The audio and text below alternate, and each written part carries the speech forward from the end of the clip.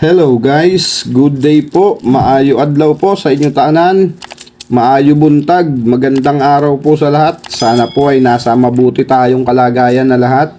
At eto nga guys, itutuloy natin yung ating coin hunting series. At madami pa to guys, samahan nyo ako hanggang dulo. At pag natapos natin to guys, ipapakita ko ulit sa inyo yung mga ma-hunt natin dito sa halagang 5,400 na pinahiram sa atin. So, eto, dalawang balot ulit ang ating bubuksan. Sana dito makadali tayo ng pros or error kung suswertehin. At bago tayo magsimula, syempre, di ko po makakalimutang pasalamatan yung aking mga subscriber. Maraming salamat sa inyong lahat guys sa suporta po sa ating channel. Lalong-lalo na po doon sa mga nag-share po at nagla-like sa ating video. Maraming salamat po sa inyo guys. At kung bago ka pa nga lang po at hindi ka pa po nakasubscribe, pasuyo na po ng subscribe button at paki-share po at paki-like po ng ating video. I-share nyo sa mga kaibigan nyo guys. At sa mga bago po sa ating channel, welcome po sa Coins TV. Gumagawa po tayo dito ng coin hunting series. At the same time, coin update na rin sa mga na-hunt natin.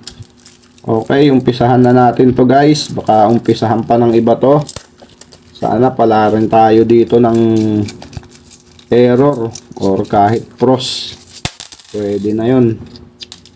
At unahin na nga natin to.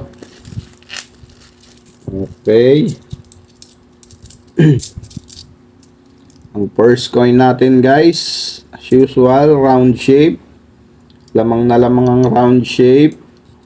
First coin natin, 2019, common. Next coin, 2019, common. Next coin natin, 2018, common lang din. And another one, 2018. And another one, common. At ito, mayroon na naman siyang kapirasong ano dito, common na common yung ano na yun. At syempre, maraming salamat din po sa mga kapwa ko po, coin hunter. Maraming salamat sa inyong lahat sir sa suporta po sa aking channel. At sa mga coin vlogger na rin, maraming salamat po sa inyong lahat sa suporta po. Siyempre, lalong-lalo na sa mga idol natin na coin collector. Maraming salamat po sa inyong lahat, sir. So, sila po ang dahilan kung bakit tayo nauwi dito sa coin hunting. Yung mga idol natin na coin hunter. So, maraming salamat sa inyong lahat, sir. Okay, proceed na nga po tayo dito sa ating coin hunting. At wala pa rin tayong nahahunt na pros. Okay, next coin natin, 2018, common. Next coin, 2018, common. Next coin natin, 2020. So, ayan, nakahunt tayo ng 2020. So, ito na rin ang i-update natin guys. At ikikip ko to guys dahil 4 na piraso pa lang yata ang meron ako nito o 5. Hindi ko ano yung exact na bilang eh. Okay. Proceed na tayo. 2018. Common. Next coin, year 2019, ang ating last coin sa ating coin hunting sa first batch. So, common. Next coin natin, ang ating first coin sa ating second batch. Year 2019. So, hindi na rin siya frost type. Maano lang, wala lang ganong liwanag dito sa atin. Pero frosted type to. Ayun o. Sa gawing mata niya. So, common. Next coin natin, 2019. Common lang din. Next coin natin guys, year 2018. Common. And next coin, year 2018. Wala pa rin. Sana pala rin tayo dito. Kahit yung mga pros lang.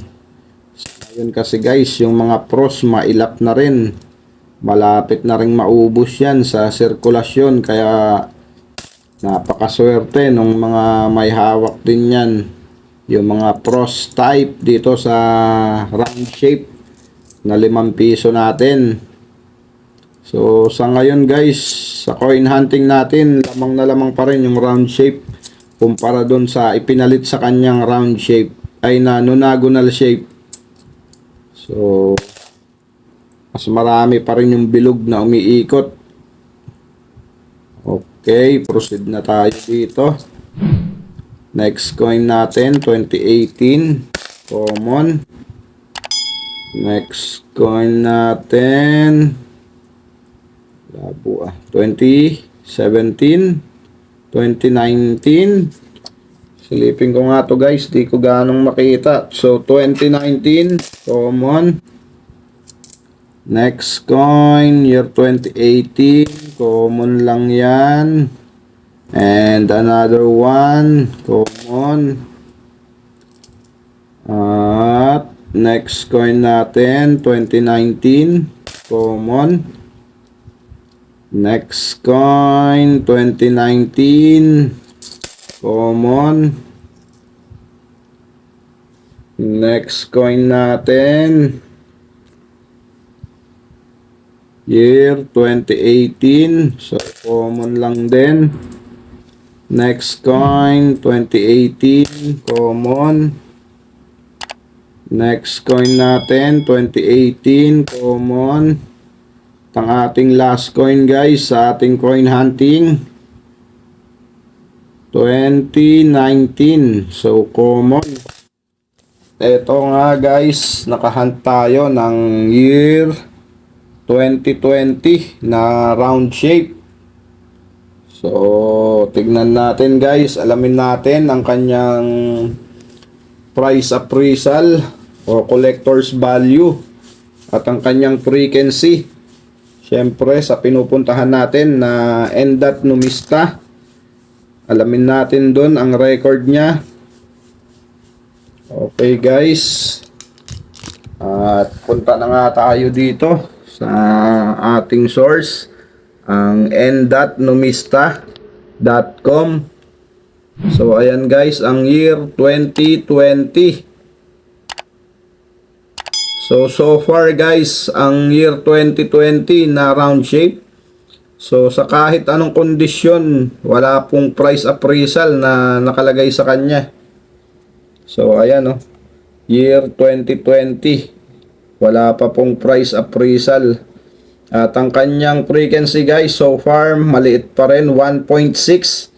So pwede nating tawagin tong semi hard to find base sa kanyang frequency na 1.6%.